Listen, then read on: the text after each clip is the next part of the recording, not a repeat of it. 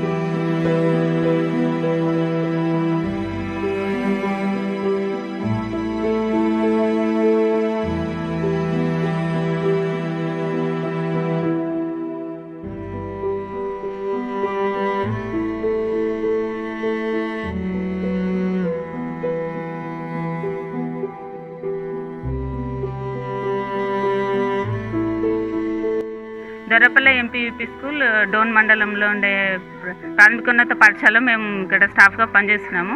ఇక్కడ 300 పైనే పిల్లలు ఉన్నారు. మాకు ఇక్కడ పిల్లలకి వాటర్ సౌకర్యం లేదు. తర్వాత ఇక్కడ కిచెన్ షెడ్ కూడా కొంచెం ప్రాబ్లంగానే ఉంది. తర్వాత ఒక రూమ్ డెమాలిష్లో ఉంది, అది చేస్తామంటున్నారు అధికారులు, అది ప్రాసెస్లో ఉంది కొంచెము. కాబట్టి 300 మంది విద్యార్థులు కొంచెం ఇబ్బందిగా ఉన్నారు. వాటర్ అయితే చాలా ఇబ్బందిగా ఉంది. వర్షం వస్తే కూడా ఇక్కడ అంతా నీళ్ళన్నీ లోపలికి వచ్చేస్తున్నాయి. తాగడానికి ఇబ్బందిగా ఉంది వాటర్. మాకు తాగడానికి నీళ్లు అక్కడ బయట అదే కొలాయి మున్సిపల్ వాటర్ నుంచి వంట వాళ్ళు తెచ్చి పోస్తున్నారు పిల్లలకి. అవే వాడుకుంటున్నాం ప్రస్తుతానికి. అవే వాటర్ తాగుతున్నారు. తర్వాత వాళ్ళు బాటిల్స్ తెచ్చుకోమని చెప్తున్నాము, ఇక్కడ మంచిగా లేవని తెచ్చుకుంటున్నారు. స్ట్రెంత్ 300 పైనే ఉంది. మాకు స్టోర్ రూమ్ పెట్టుకోవడానికి లేదు కాబట్టి ఇంకా బియ్యం అక్కడే పెట్టుకోవాల్సింది వస్తుంది. ఇచ్చినాము, సారు ప్రాసెస్లో ఉంది, చేస్తాము అంటున్నారు. 1 year పైన వస్తున్నారు, చూసిపోతున్నారు అంతే. కొంచెం మాకు కిచెన్ షెడ్, తాగునీటి సౌకర్యము, తర్వాత గదుల కొరత అవి కానీ తీరిస్తే మేము ఇంకా ఈ పాఠశాలను ఇంకా అభివృద్ధి చేస్తామని అనుకుంటున్నాము.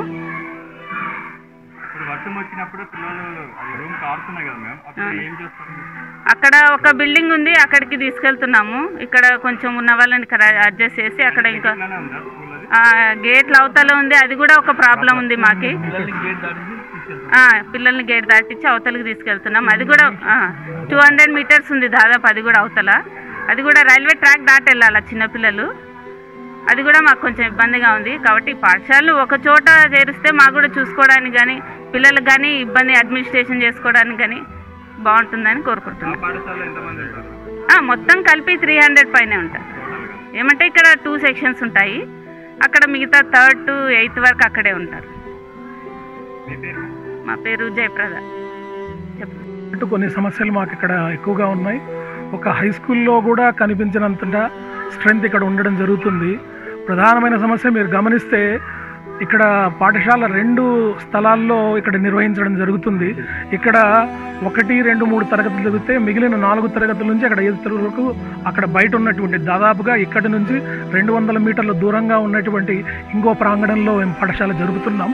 కాబట్టి అక్కడి నుంచి పిల్లలు ప్రతిరోజు నీళ్లు భోజనం చేయడానికి ఇక్కడికి రావడం, మళ్ళీ ఇక్కడి నుంచి వెళ్ళడానికి ఒకటే దారి, ఆ బ్రిడ్జ్ గేట్ల బయటనే వెళ్ళాలా. ప్రతిసారి జాగ్రత్తగా పిల్లలు, చిన్నపిల్లలు 1వ తరగతి పిల్లల నుంచి అక్కడ వెళ్తున్నారు. కాబట్టి గేట్లు వేయడం, రైళ్లు రావడం వెళ్ళడము ఇది చాలా జాగ్రత్తగా, భయంగా ఉంది మాకు. ఏదైనా అపాయం జరిగితే పిల్లలకి చాలా చెప్పుకోలేని పరిస్థితి. కాబట్టి ఒకటే ప్రాంగణంలో అంటే ఎంఈఓ గారి దృష్టికి కూడా ఆయన కూడా ఈ సమస్యను గమనించగలిగింది. దాదాపుగా 250 మంది పిల్లలు ప్రతిరోజు లైన్లో వచ్చి ఇక్కడ వచ్చి భోజనం చేసి మరి వెనక్కి వెళుతుండడం ఆయన కూడా గమనించినారు ఆయన. కాబట్టి ఆయన కూడా ప్రయత్నం చేస్తాం, అక్కడే ఒక 3 తరగతులు అక్కడే శాంక్షన్ చేసినట్లయితే అక్కడే ఒకటే ప్రాంగణంలోనే పాఠశాల అంత జరుగుతుంది. కాబట్టి ఈ 300 స్ట్రెంత్ ఎక్కువ ఉన్నది స్ట్రెంత్ పాఠశాల, ఇది ప్రాథమికోన్నత పాఠశాల. కాబట్టి ఇక్కడ సమస్యలు తీరిస్తే ఇంకా అద్భుతంగా దీన్ని తీర్చిదిద్దడానికి అవకాశం ఉంటుంది. కాబట్టి ఆ ప్రయత్నాలు చేయాల్సిందిగా ఉన్నతాధికారులను కోరుకుంటున్నాం. నా పేరు హరీష్ గౌడ్. నేను ఇక్కడ 8వ తరగతి చదువుతున్నాను. ఇక్కడ మాకు స్కూల్లో బురదగా ఉంది, నీళ్ళు కూడా లేవు. మాకు ఎవరు బాధ్యతలు? ఇక్కడ బయట నుంచి వస్తాయి, నీళ్ళు బయట నుంచి తెచ్చి పోస్తారు, మేము తాగుతాం. స్కూలు కారుతున్నాయి. మాకు ఇక్కడ 4 రూములు ఉన్నాయి, అందులో 2 రూములు కారుతున్నాయి. మాకు ఊరు అవుతుకు ఒక స్కూల్ ఉంది. గేట్లు దాటడానికి మాకు చాలా ఇబ్బందిగా ఉంది. 250 మందిని ప్రతిరోజు గేటు దాటి పోవాలి. నా పేరు వనజాక్షి. మా ఊరు దొరపల్లె. మా పొదుపు సంఘం మహిళలము. మా ఊర్లో అందరూ సంవత్సరానికి 3 వంట చేస్తాము.